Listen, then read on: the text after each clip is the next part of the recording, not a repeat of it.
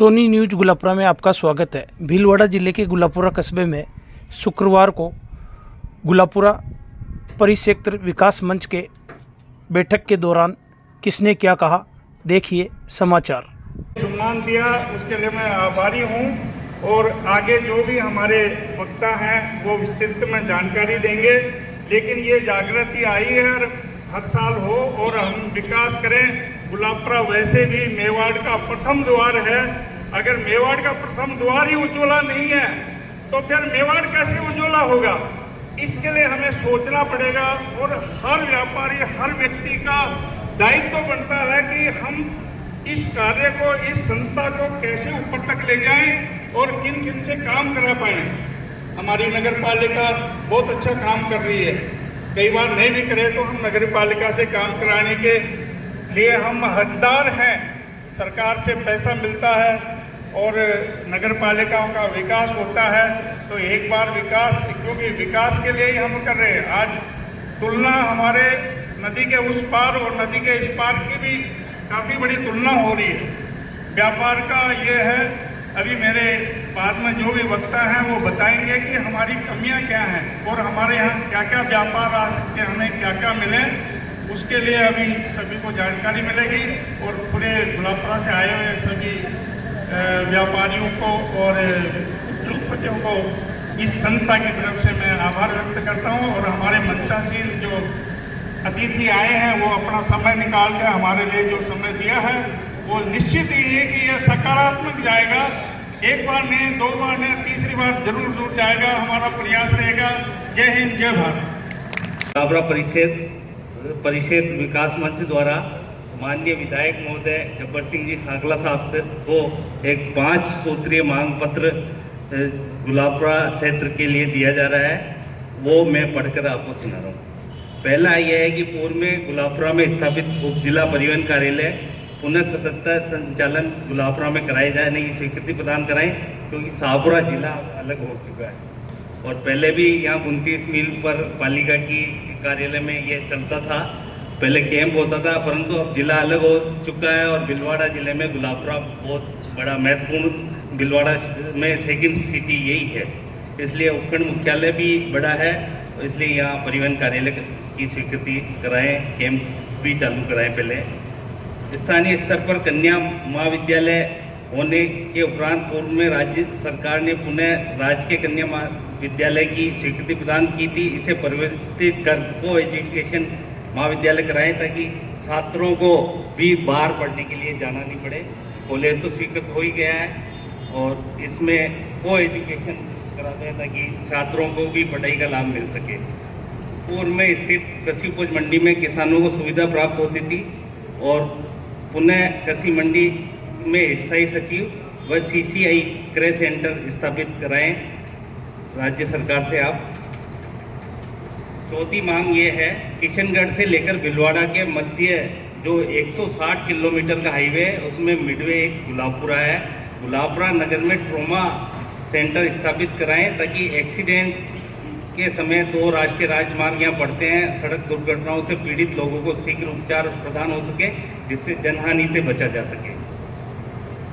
5वां यह है कि खेल के क्षेत्र में गुलापुरा परिक्षेत्र अपना उत्कृष्ट स्थान रखता है। इस हेतु खेल प्रतिभाओं का विकास व प्रोत्साहन हेतु स्टेडियम का निर्माण, जिसमें इंडोर, तरणताल एवं आउटडोर खेल सुविधाएं की स्वीकृति आप राज्य सरकार या DMT फंड से कराएं, क्योंकि पूर्व में कांग्रेस शासन में वो DMT फंड जो इस समय आना था वो उधर मांडल, क्योंकि वहाँ मंत्री महोदय थे और जायज़ है कि जो प्रभावशाली व्यक्ति होते हैं और जो राज में होते हैं वो काम करा ही लेते हैं। तो अब आप राज में के विधायक हैं और हम ये चाहते हैं कि गुलापुरा क्षेत्र में आप DMT फंड या राज्य सरकार या खेल विभाग जैसे भी आप जो उचित समझें वहाँ से गुलापुरा क्षेत्र में स्टेडियम निर्माण कराएं।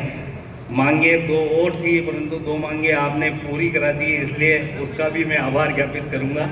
गुलापुरा चिकित्सालय में विधायक महोदय ने 2.5 करोड़ रुपए जिला प्रशासन, राज्य सरकार व जिनके सहयोग से स्वीकृत कराएं। इसके लिए हम गुलापुरा शहर की जनता से आपका आभार ज्ञापित करते हैं। दूसरा, हम इन उद्योगपतियों की तरफ से एक मांग रखी थी टाइप करने के बाद वो पॉइंट काटा गया, क्योंकि 1292 पॉइंट कुछ बीघा जमीन आपने कल ही मुख्यमंत्री जी से गुलाबपुरा के फंड में रुपायली, सुल्तानपुरा और इसमें टेक्सटाइल हब के लिए दिला दी है। इसके लिए भी मैं आपका और मुख्यमंत्री जी का इस संस्था की ओर से आभार ज्ञापित करता हूं। और एक मांग और करता हूं कि आप स्थानीय उद्योगपतियों को और स्थानीय लोगों को रोजगार के हिसाब से सुविधा उपलब्ध कराएं, और जब भूमि आवंटन होगी तो आप उसमें जिला प्रशासन के साथ मेंबर होंगे। तो हम विधायक महोदय से ये कहेंगे कि लोकल उद्योगपतियों को जो अपने क्षेत्र के हैं उनको प्राथमिकता से इस रिको एरिया टेक्सटाइल हब में भूमि उपलब्ध कराएं, ताकि लोकल लोगों को रोजगार मिल सके। आपने बुलाया, मुझे संचालक महोदय ने बोलने का मौका दिया, इसके लिए आभार। जय हिंद, जय भारत।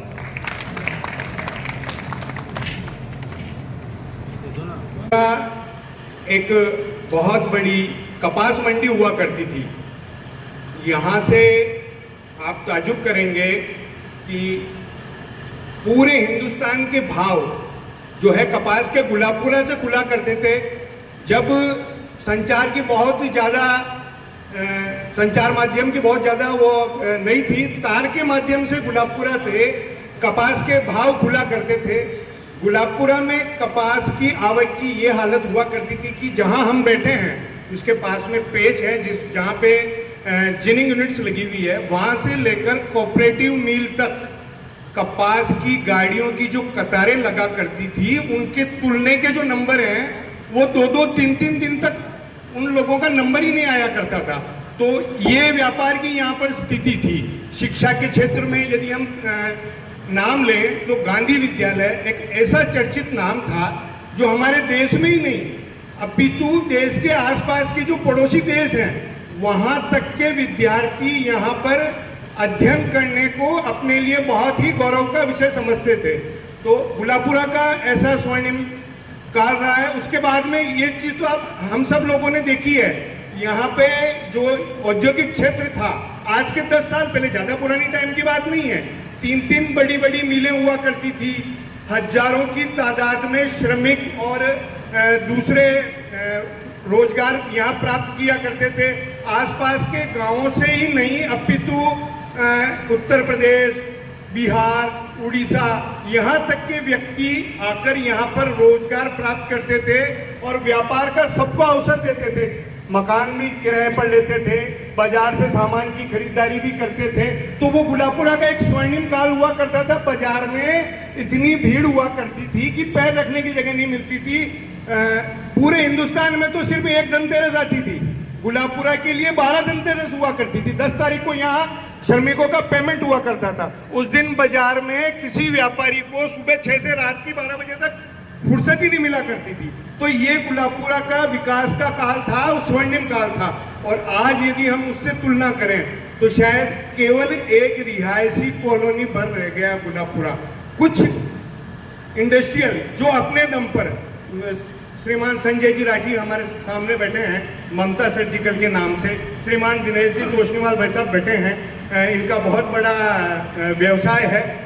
इस प्रकार के श्रीमान रामसूर जी चौधरी साहब बैठे हैं, हमारे सामने श्रीमान नागर साहब बैठे हैं। तो कुछ ही व्यवसाय ऐसे रह गए हैं जो अपने दम पर विकास, गुलाबपुरा के विकास की गाड़ी को धक्का दे पा रहे हैं, चला नहीं पा रहे हैं, धक्का दे पा रहे हैं। जब हमारे लोकप्रिय प्रधानमंत्री आज जब भारत को 2047 में विकसित भारत के रूप में ले जाना चाह रहे हैं, तो गुलाबपुरा की ये हालत है कि विकसित तो नाम लेना ही बहुत दूर की बात है, हम विकासशील भी नहीं है। तो मुझे इतिहास बताने के लिए जो कहा गया मैंने आपके सामने रखा है।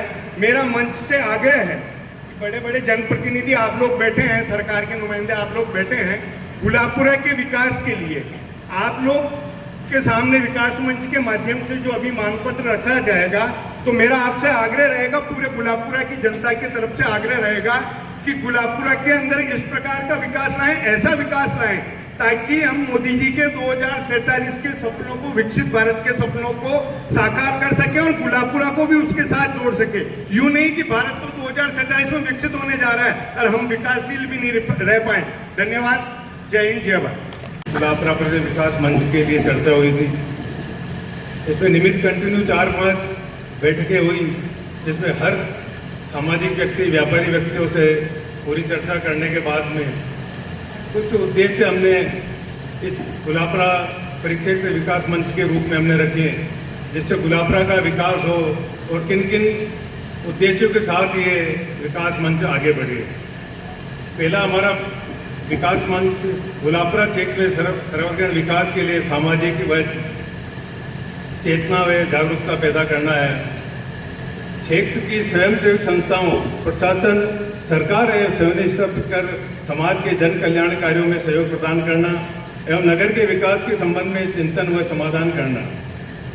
क्षेत्र के युवाओं को रोजगार देने के लिए क्षेत्र के औद्योगिक उपक्रमों के प्रबंधन से वार्ता कर प्रयास करना एवं औद्योगिक उपक्रमों की स्थापना कर प्रोत्साहित करना। गुलाबपुरा के विकास के लिए आवश्यक विभागों के कार्यालयों की स्थापना के लिए जनप्रतिनिधियों का दान करना। गुलाबपुरा क्षेत्र के व्यापार कार्य के उत्थान के लिए समन्वय स्थापित कर प्रयत्न करना। क्षेत्र में होने वाले सामाजिक, धार्मिक, सांस्कृतिक कार्यक्रमों में सहयोग करना। क्षेत्र में गैर राजनीतिक रूप से समिति द्वारा शिक्षा, चिकित्सा, खेल, औद्योगिक विकास एवं भौतिक विकास के लिए प्रयत्न करना। क्षेत्र के समाज के विकास के लिए विभिन्न प्रकार के समाजोपयोगी कार्यक्रमों का संचालन करना। ये हमारे जो उद्देश्य लेकर ये पूरा विकास मंच लगेगा, जिसके अंदर आप सबका सहयोग तो चाहिए, क्योंकि गुलाबपुरा में कोई कमी नहीं है। क्योंकि सबसे बड़ी कमी है कि जो मेरे साथ की जो पीढ़ी थी उस व्यापार में नहीं लगी। करीब करीब देखा जाए तो गुलाबपुरा के अंदर जो मेरे समकालीन जो पीढ़ी है वो करीब करीब सर्विस क्लास के हिसाब से गुलाबपुरा छोड़कर बाहर बच गए। और कुछ ऐसे उदाहरण भी है मित्रों का मेरा, जिन्होंने यहाँ पर व्यापार किया, जो आज भी गुलाबपुरा में कुछ भी प्रयास से जूते और कपड़ों के लिए गुलाबपुरा से आसपास के क्षेत्र के व्यापारी या जो भी आसपास के ग्रामीण यहाँ पर खरीदारी करने आते हैं। भले हम कुछ भी किराने व्यवसायी में, जैसे सुनील जी तोशीवाल है, एक अपवाद है गुलाबपुरा के अंदर भी ये आसपास के विजयनगर तक के व्यापारी शक्कर इनके यहाँ से लेते हैं। तो मेरा ये आग्रह है कि जो इन व्यापारियों जो हमारे आज हमारे लिए एक उदाहरण है, ऐसे व्यापारी कुछ और आगे आएंगे। और जो हमारी दुकानें बंद हैं, कम से कम आप नहीं व्यापार करो तो दूसरों को व्यापार करने के लिए दो, तो कम से कम व्यापार तो बढ़ेगा। व्यापार जब तक बाहर की पब्लिक नहीं आएगी तब तक व्यापार नहीं बढ़ेगा। क्योंकि यहाँ पर जो पहले भी सुनील जी ने कहा कि यहाँ तो क्या रिएसी और जैसे रिटायरमेंट आदमियों के लिए रह गया है। व्यापार बढ़ाने के लिए जो एक नवयुवक है उनको आगे आना पड़ेगा। और सबसे बड़ी बात है कि इसके लिए तन मन धन से जो भी सहयोग विकास मंच करेगा उसके लिए तैयार है। और जनप्रतिनिधियों का हमारे को विश्वास है कि पूरा साथ रहेगा। अभी भी जैसे छोटा सा उदाहरण देकर दिया जाए, चाहे राजनीतिक कोई भी राजनीतिक क्षेत्र जुड़ा हो, कोरोना के टाइम में हॉस्पिटल के अंदर जो ऑक्सीजन का पूरा प्लांट लगा और एमएलए साहब की मेहरबानी से जो अभी भी 2.5 करोड़ करीब माइन से जो पास हुए, तो वो विकास के रूप में जैसे चिकित्सा, एजुकेशन, खेलकूद, जब हर क्षेत्र का यहाँ पर होगा तो स्वाभाविक है आसपास के पब्लिक को रोजगार, बच्चों को खेलकूद, एजुकेशन के हिसाब से मिलेगा तो व्यापार बढ़ेगा। तो यहाँ का पब्लिक तो कितना खर्च करेगी, बाहर से जो आएगा तो हर चीज़ उसको जरूरत पड़ेगी। और इसी के साथ सम्मानित मंच और आपसे यही आग्रह है कि आपसे जो सहयोग हो और आपके मन में जो भी हमारे प्रति या गुलाबपुरा के प्रति आपके मन में कोई हो तो हमको बताएं, जो उसके रूप में प्रयास करेंगे। कुछ चीज़ें हमने यहाँ पर ली है जो उनको बताएंगे, उसके अलावा भी कोई छूट गई तो मन से आप संपर्क करके हम बताएंगे, तो हम सबसे मिलकर उसके लिए प्रयास करेंगे। जय हिंद। साहब एक इतने अच्छे लग रहे हैं यार।